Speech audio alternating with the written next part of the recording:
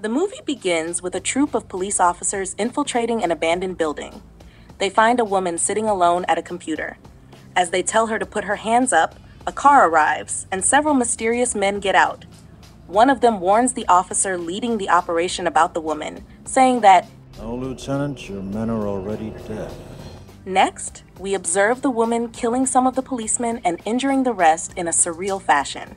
After dealing with them, she places a call and addresses the recipient as Morpheus. At the same time, we learn that her name is Trinity.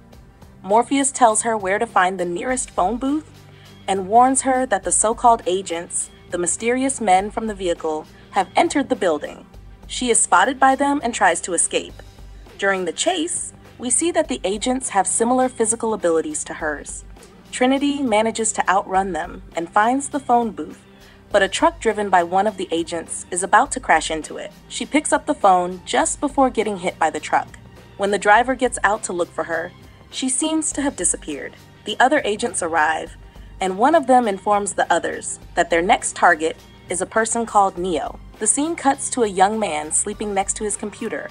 While he sleeps, someone types on his computer, telling him that the Matrix is coming to get him and that he needs to follow a white rabbit. The messenger also refers to the man as Neo, which is his hacker alias. He wakes up due to the sound and seems confused while reading the messages. Shortly after, someone knocks on his door. Some of his friends have come to see him and invite him to a party. He is reluctant at first, but then sees a tattoo of a white rabbit on the back of one of the girls in the group and decides to accept the invitation. At the party, Trinity appears and approaches Neo. She informs him that she is the one who messaged him earlier and that he is in danger. Then the scene cuts to Neo waking up, making everything that happened seem like a dream. He goes to his job at the office, where his boss threatens to fire him if he continues to be late. Once at his desk, he receives a package from an anonymous person containing a phone. When he takes the phone out, it starts ringing. He answers, and the caller introduces himself as Morpheus. At that moment, Neo realizes that what he thought was a dream actually happened. He is confused by the situation, but Morpheus convinces him he is in trouble when he tells him to slowly get up and look for a strange group of people that have entered the floor. Neo does what he says and spots them. He is told that they are looking for him and that he needs to get out of the building immediately. Morpheus guides Neo, but he ends up getting captured by the agents. They drag him into an empty room and tell him that the person who keeps contacting him is very dangerous and wanted. They offer to forget about his past hacking if he helps them find Morpheus. He refuses due to the strange circumstances and demands his right to a phone call, which they refuse to give. They glue his lips together in a bizarre fashion and insert a strange device into his body. He wakes up again, surprised that what he thought was a dream just happened. He is even more surprised when he receives another phone call from Morpheus. Morpheus proposes a meeting to explain the whole situation. Neo agrees and gets picked up by a car near his house. There are 3 people in the car, including Trinity. We get a better understanding of Neo's character when he tries to get out of the car, but reconsiders, realizing that nothing awaits him outside. They tell him to take off his shirt and manage to remove the strange device the agents planted in his body. Neo realizes that his previous dreams were real. The car stops at a strange building, and Trinity takes Neo upstairs to meet Morpheus. Morpheus, noticing Neo's confusion, promises to explain everything. Neo asks Morpheus what the Matrix is, and he responds that, "Unfortunately, no one can be told what the Matrix is. You have to see it for yourself."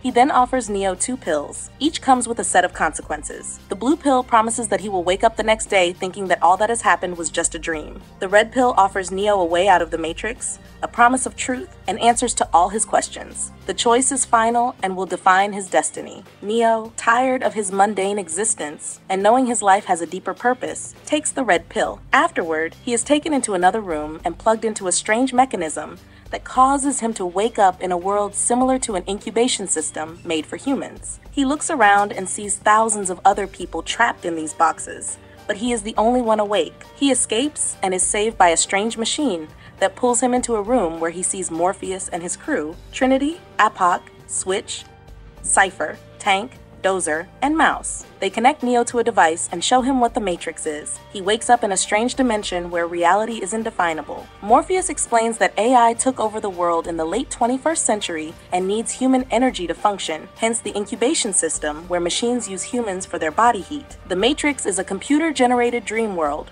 Morpheus says. Neo feels overwhelmed by the information and passes out. He wakes up alongside Morpheus, who tells him a story about a man who freed the first people from the Matrix and gave hope to the human race, and how he believes Neo is the one to continue his destiny. Tank installs multiple software programs in Neo's mind, and they undergo a series of training sessions. Morpheus explains how they can fight the Matrix and free humanity from machine enslavement. During the training, Neo prepares to fight the agents, something only the Chosen One can do. Next, Neo chats with Cypher, who regrets taking the red pill. Fast forward a few days, and Cypher cuts a deal with the agents, promising to divulge all they need to know about Morpheus and his plans in exchange for a prosperous life within the Matrix, where he would forget everything about the real world. Morpheus and his crew, except for Tank and Dozer, plug into the Matrix to find the Oracle, who supposedly made the prophecy of the Chosen One. They seek her guidance. The Oracle tells Neo that he is either unprepared or not the Chosen One. When they try to leave, they are ambushed, and Morpheus sacrifices himself to save Neo from the agents and gets captured. Mouse is killed in a shootout. Cypher escapes, and upon returning to the real world, tries killing Tank and Dozer. Dozer is killed, but Tank is badly hurt. Cypher unplugs Epoch and Switch, killing them both.